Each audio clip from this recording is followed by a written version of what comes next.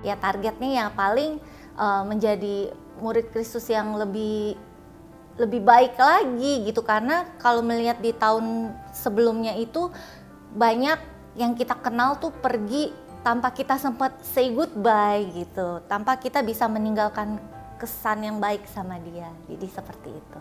Resolusi saya yang tidak tercapai di tahun 2001 itu ada, ya. Itu dalam hal bisnis pekerjaan saya, ya. Itu banyak yang tidak tercapai. Proyek-proyek tahun 2019, 2018 sampai 2020 itu banyak yang tidak tercapai, gitu ya. Tapi puji Tuhan, segala yang tidak tercapai itu tidak menjadi masalah besar buat saya. Masalah besar buat saya itu adalah bagaimana kita tetap stay alive, tetap sehat, dan tetap melayani sesama di dalam core.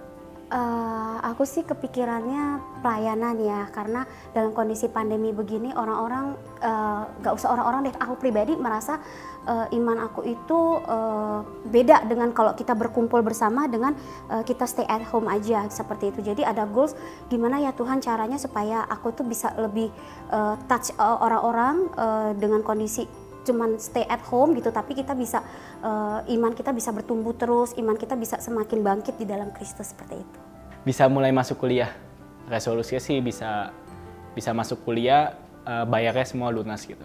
Resolusi yang tidak tercapai tetap ada, yaitu misalnya dari segi ekonomi, finansial, usaha, pekerjaan gitu, mengalami penurunan pasti. Tapi kan kita kan juga tetap harus tetap semangat, kita mengerjakan bagian kita, ya kita percayalah pasti Tuhan itu kadang bekerjanya kalau saya lihat ya, di satu sisi kok kayak pintu tertutup, tapi Tuhan bisa buka pintu yang lain gitu. Jadi buat saya resolusi tercapai tidak tercapai itu kita harus melihatnya dari sisinya yang selalu positif.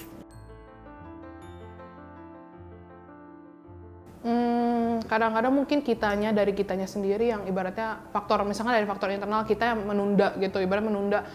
Kan susah untuk memulai, tapi ya kalau pikiran kita udah mulai, kita susah untuk menyelesaikan atau terlalu nge-stuck di tengah kayak gitu.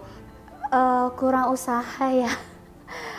Ya mungkin belum waktunya, atau juga mungkin dia itu kayak kurang berusaha gitu. Dia mau mengharapkan sesuatu tapi nggak menjalankan apa yang mesti dia lakukan gitu.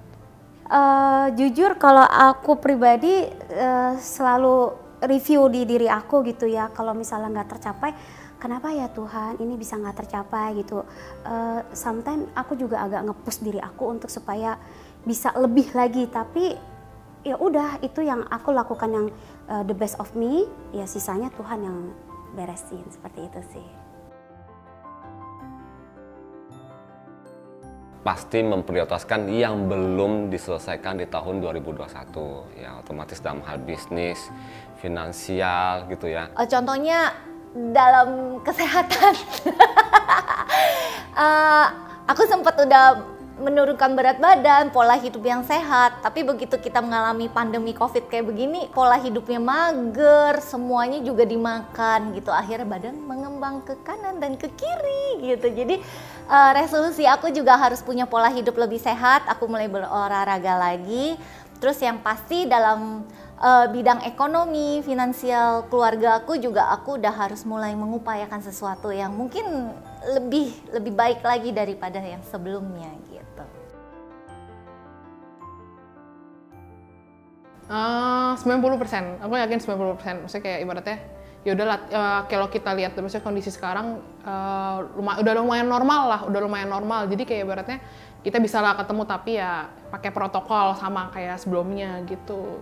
Terus kayak ibaratnya ada berkat dari Tuhan lah, maksudnya pasti diberkatin lah nanti Indonesia makin lebih baik gitu. Oke, amin. Ya, 100%. 50-50 sih ya. Oh, saya sangat yakin sekali, 110%.